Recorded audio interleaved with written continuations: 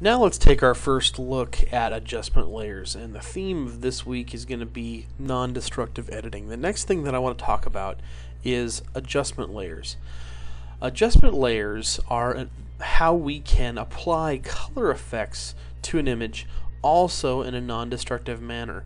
So far in this class we've been applying color adjustments through the image adjustment dialog. So choosing our color adjustments through here. There is a far superior way of actually doing that. We can actually put what are called adjustment layers into an image. And I'm going to go ahead and I'm going to drop one in the assignment that you guys are going to do. You're changing this red polish to something more of a magenta. So I'm going to do that. I'm actually going to create an wrong button. An adjustment layer for hue saturation. As you can see, when we look at the adjustment layers, we have every option available to us, well, just about every option available to us that we would have had under image adjustments. So we can do just about all the same things with adjustment layers that we could with our typical image adjustments, but we have some advantages. So I'm going to create a hue saturation adjustment, and it's going to come up here on my adjustment panel, and I'm going to adjust that color until that I want that red polish to become more of a purple. So there it is. It's kind of a purplish color, close enough.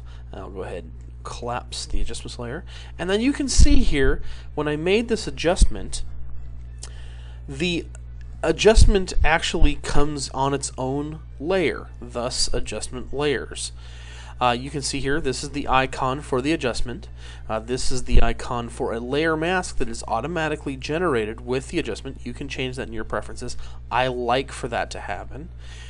Now let's get into the flexibility of adjustment layers. First, let's look at the fact that adjustment layers are non-destructive. Flexibility, non-destructive.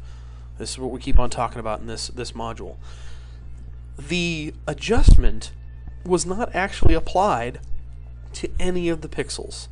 The adjustment is simply a layer in the file. It's a filter that we're looking through. We're just looking down through a series of filters, and I can just simply toggle the visibility of that adjustment layer to disable that adjustment layer's impact on the photograph. I can delete that. I can do anything I like with it. I can actually change it. Here's another great thing with the flexibility. When we make adjustments directly to the pixels of the image, the next time we want to make an adjustment, the information is gone. With the adjustment layer, the original adjustment remains. Instead of 0, 0, 0, I actually see that I actually had put it at a -41. Another great flexibility. So none of the pixels in the image have been changed or destroyed. We have not damaged the original pixel information. It's a very important, powerful tool here.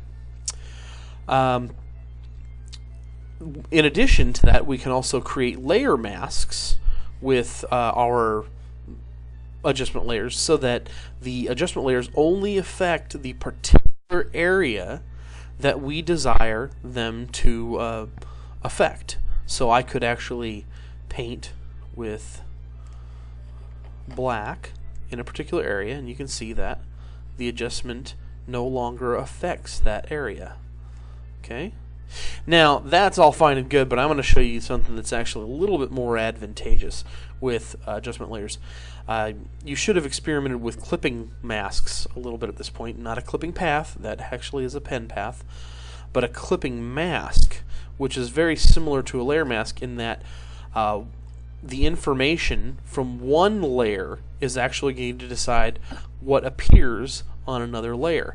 And the way we do that, if you haven't seen this before, is that I'm just going to hold the Alt key while my cursor is on the line between the two layers. So I just want this adjustment layer to apply to only the polish. I don't want it to affect the background. I don't want it to affect this other emery board.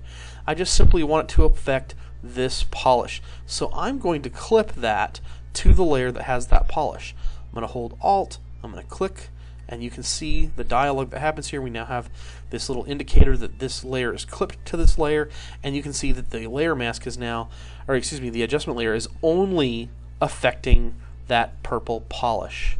So very powerful. Adjustment layers A fantastic way, and from this point on, I would like to see you work with adjustment layers as much as possible, because we want to work in a non-destructive manner, so that we know that we can get the original information back in a particular image if we should so choose. When we're done with an image, by all means, flatten it. That's fine. You may want to save an additional copy, so that you have the original information. You're going to learn probably the hard way once or twice that you really want to keep your original information. Many times when you're working through the editing process, something will happen that you then later decide that that wasn't really what you wanted, and you can't get it back if you don't save an original copy. That's why it's really important to work with layer masks, layers for starters, layer masks, adjustment layers. These are non-destructive methods of editing.